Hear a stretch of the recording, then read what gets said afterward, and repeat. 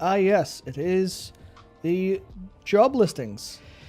Yeah, sure is the job listings. So, look, there's really not a massive amount that we could give you for this story in terms of specifics because it is all very new. But as you can see there, they're hiring for a new project. It is unannounced. A bunch of the people who seemingly are working on this project have been tweeting about how it is basically the best thing they've ever worked on, which, I mean, fair enough.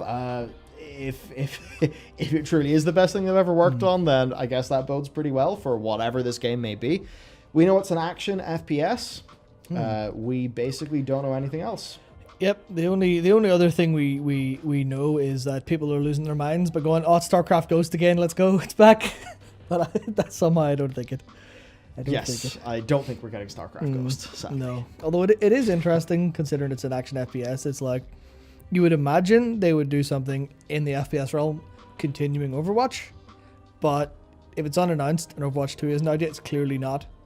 So it's, I guess, given what, was it J. Allen Brack or was it was J. Allen Brack who talked about new IP in the work? Yeah.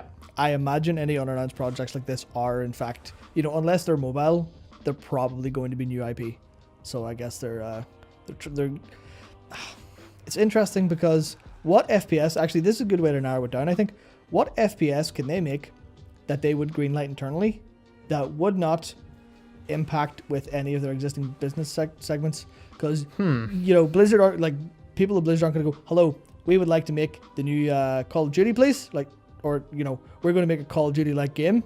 Activision just go, no, you're not, sorry. They're going to have to veto that. Same with Overwatch. They're like, hello, another class-based shooter? Nah. So I guess, like, the question is, what's left in the shooter realm that they could do?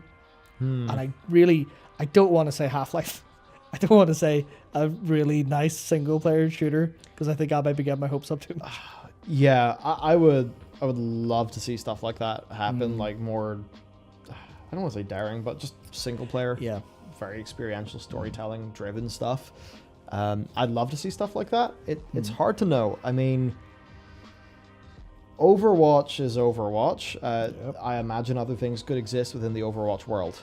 That's a world that is probably humongous because it was Project Titan for a long time, and I imagine they have a lot of world building, a lot of stuff that they just know about that. Now, another thing for other, like, for new IPs, I'm not going to say that it's going to be like totally new blood doing it, but Overwatch, that was born out of Titan failing, and that was still Chris Metzen being the big head honcho of world and story at Blizzard.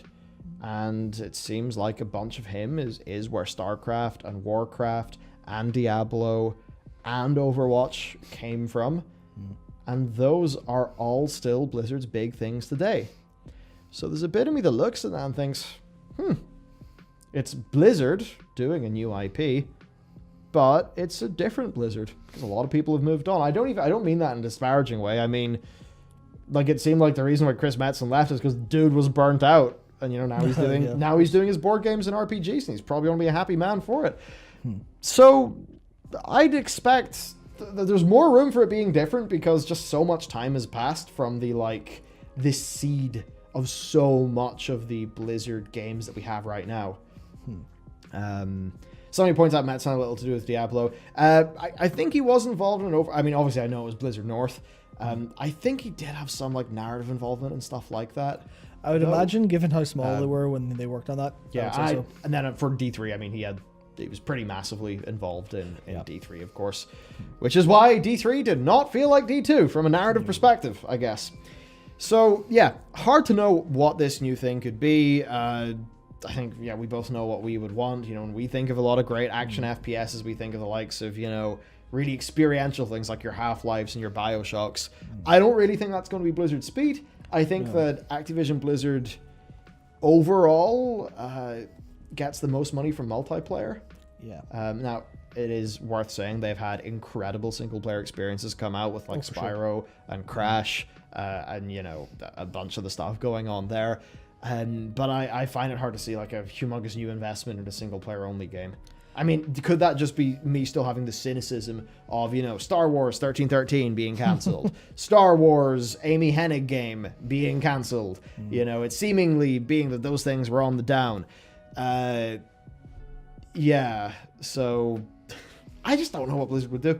I have so little of a sense of what a new shooter from Blizzard would be.